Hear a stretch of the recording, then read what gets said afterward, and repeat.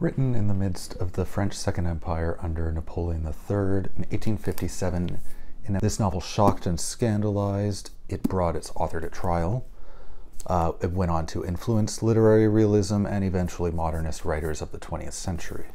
We are, of course, talking about Gustave Flaubert's Madame Bovary.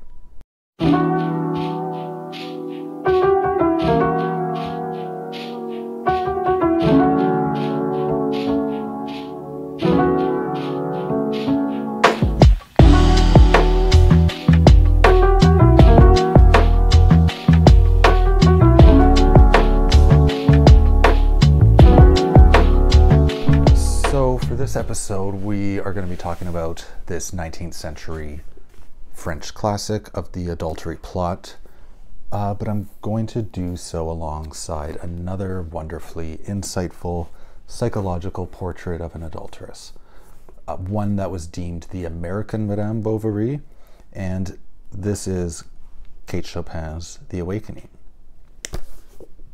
So more to that in a little bit.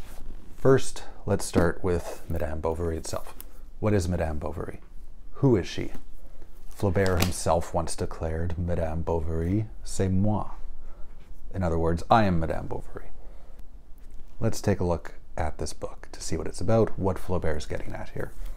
So the novel's original subtitle was Les Mœurs de Provence, or Provincial Manners, Provincial Morals. So the novel takes place in small provincial towns away from the larger cities like Paris, and it is taking place in a cultural period that saw the growth and development of the bourgeoisie, the bourgeois or modern capitalist middle-class citizen. This is the culture of Napoleon III's empire. The novel, again from 1857, is right in the middle of this period, and taking place away from the cities in these smaller towns. Life is rather slow, it's mundane, it's repetitive, and these are terms that are used to describe the daily life throughout the book. And this is at least how it is expressed, how those feelings are expressed and perceived by Emma Bovary. And we get these expressions and feelings of Emma's through this wonderful, effective, and quite modern narrative technique in the novel. We don't get Emma's thoughts through a first-person narrative, but rather through an objective third person with frequent free and direct discourse, which allows the reader to get this wonderful mix of objective, but also these inner subjective accounts. More of that in a bit. This is ultimately a tragic adultery plot for Emma as she continually just seeks to overcome her mundane provincial existence, to reach for something higher, for some kind of, quote, ecstasy, a word that shows up throughout the book as well.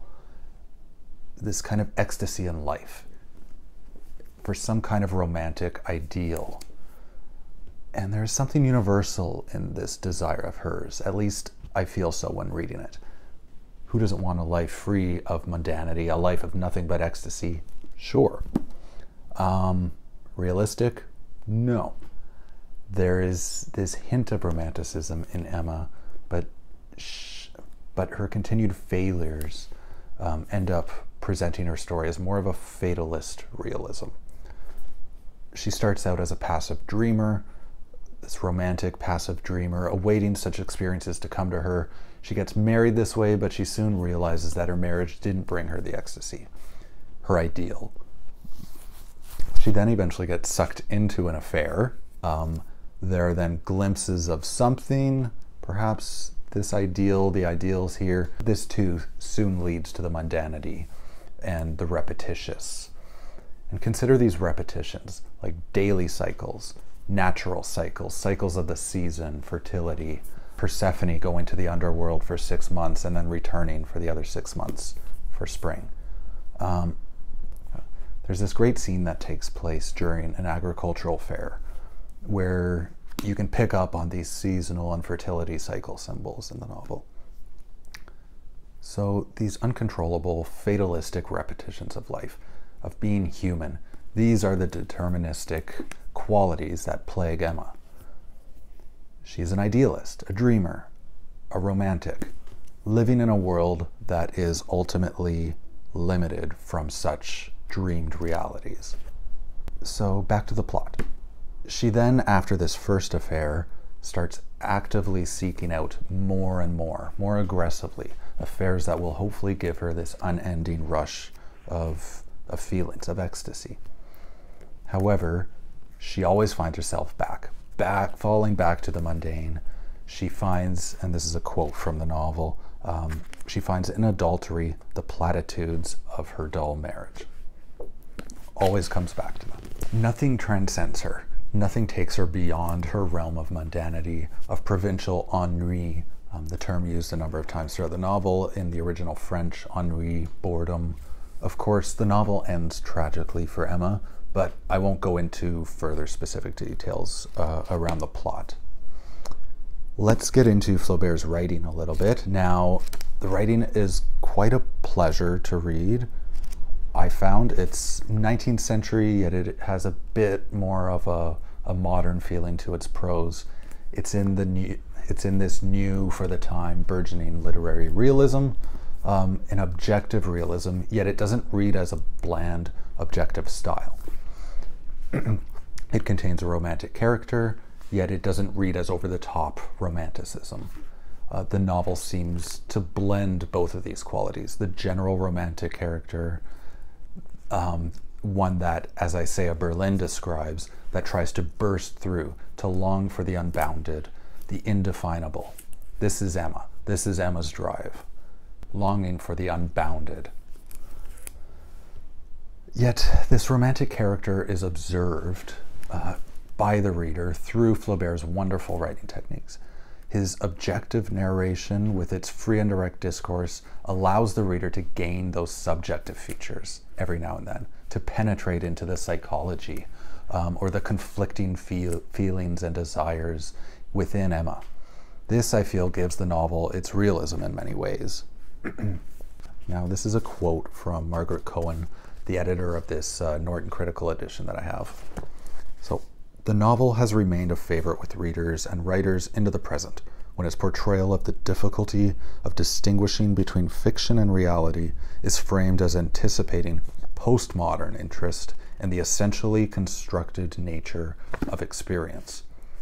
So there's even roots going beyond modernism all the way to postmodernism. This idea of constructed existence, right? This kind of social construction of reality, of human experience. It's more than just what's going on within the self. It's this construction that takes place between the self and the outer world. So we can see how 20th century writers like Marcel Proust, or even The Stream of Consciousness of James Joyce, Virginia Woolf, we could see how these writers kind of develop out of some of the ashes of Flaubert's writing. There's also a new term coined in 1902. This is by Jules de Gaultier in an essay he wrote, and this term that I'm talking about is Beauvorism. So Beauvorism, used to describe this continual need of humans to invent themselves, to lie to themselves, right? And so Beauvorism, obviously taken from Bovary. Emma Bovary is used as this character that defines this term that Jules de Gaultier is using. So Beauvorism is the distance that exists in each individual between the imaginary and the real, between what he or she is and what he or she thinks themselves to be. Now, if anyone is familiar with the great Italian modernist of the 20th century, whom James Joyce was very fond of and discovered, really, by the name of Italo Svevo, the writer of Zeno's Conscience and a book that I just recently read called Senilita, or Emilio's Carnival, you might recognize some similarities with between his writing and Flaubert's, and this idea of Beauvorism as well as this type of narrative technique that Flaubert is using. This indirect discourse. Svevo takes this style, these techniques a little bit further, creating this narrative instability and a tangled, complex web of characters. So, yeah, Svevo is great. I highly recommend you check him out. Now, back to Madame Bovary. So this is a modern psychological insight that comes out of Flaubert, out of his wonderfully written study. The novel was also, of course, held in high regard at the time of publication by none other than Charles Baudelaire, right? That dark dandy boy of French poetry whom we all love, who himself went on to influence the literary giants of modernism. Baudelaire praised Flaubert's lack of moralizing into Emma's adulterous pursuits.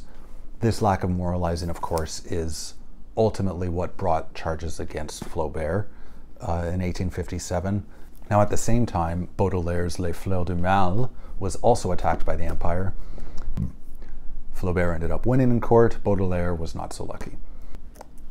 And yes, it wasn't merely the fact that Flaubert was depicting adultery in a novel. This theme of adultery has always been a common theme in French literature. It was merely the fact that Flaubert didn't overly moralize this story. There wasn't a didactic kind of purpose to his novel. At least that's how it was argued in court. So this Norton critical edition that I have here, it's a fantastic publication, another great scholarly book put out by Norton. The editor's introduction gives a lot of historical context to the novel. As well, there's a plethora of additional contemporary to Flaubert's time sources connected to the novel at the back of the book. For instance, there's the speech for the defense and the verdict from the court case, from the trial.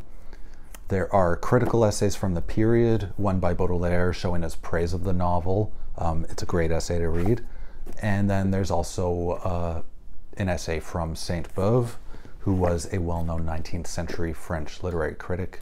His essay was a little bit more complicated in that he showed some criticism against the overuse of realism and what did he say? Virtue is too absent from this book. Okay, so you got a good mix of contemporary essays in here. There are also some letters written by Flaubert, and there are some more recent scholarly essays on the novel. The translation seems great. It reads really well. While I have a copy of the novel in French somewhere up here, I haven't actually read the whole thing in French, so I can't compare too much here. But this is a well-regarded translation. It is based on the older translation by Eleanor Marx Aveling, the daughter of Karl Marx, actually. And then there are also later updates in the 20th century by the translator Paul de Man. So while the novel, as we saw, went on to influence modernist literature, it also had a more immediate impact on 19th century realism. Writers such as Leo Tolstoy, for instance, Anna Karenina, ring any bells? And of course the American writer, Kate Chopin, who we will move on to now.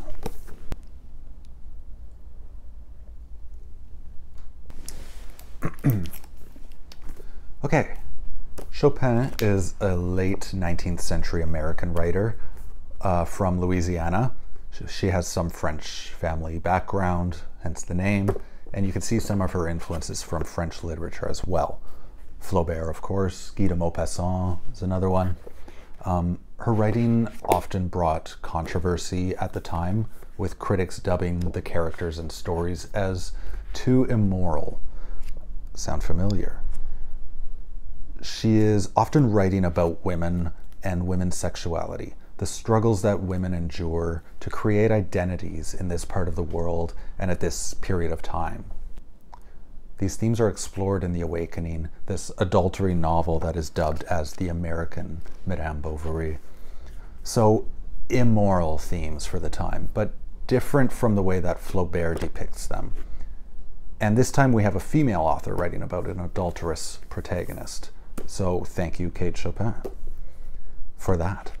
The novel explores these themes from the perspective of a married female character, Edna Pontellier.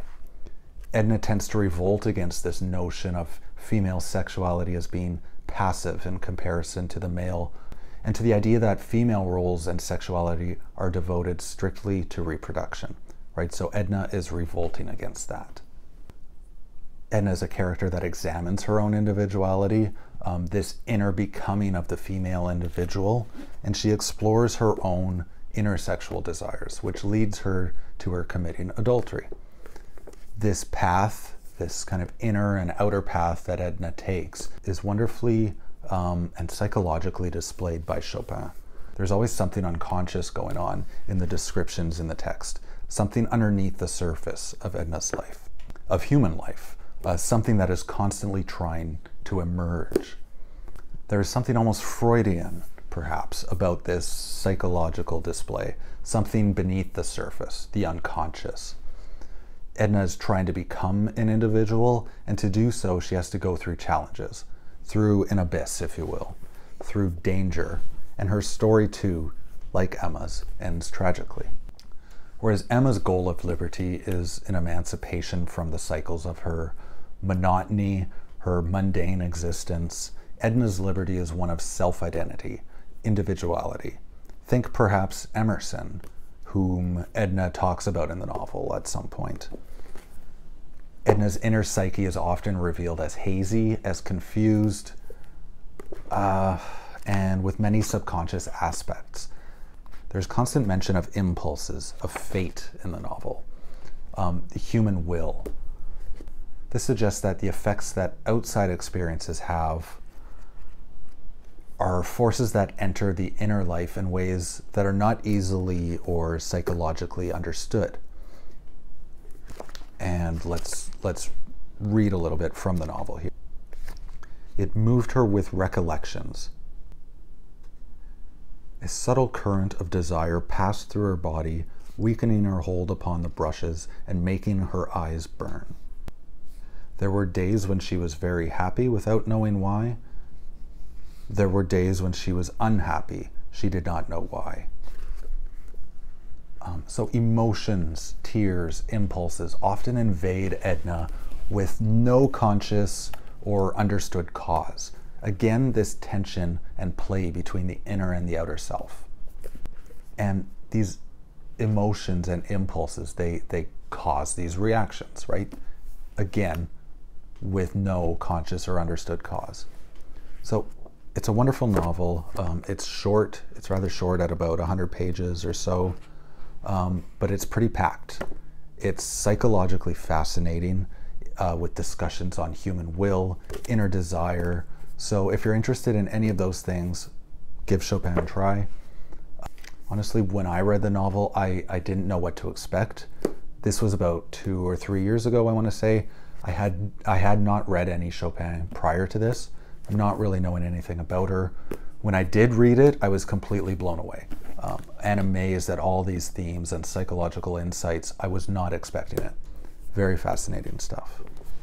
Anyway, that will conclude this video, our dip into the adulteress, the literary pre-modern or proto-modern, literary French classic, and a lesser-known American gem. I hope you enjoyed this episode, and I hope you may consider one day enjoying these 2 novels, if you haven't already. So, yeah, until next time, keep reading, folks.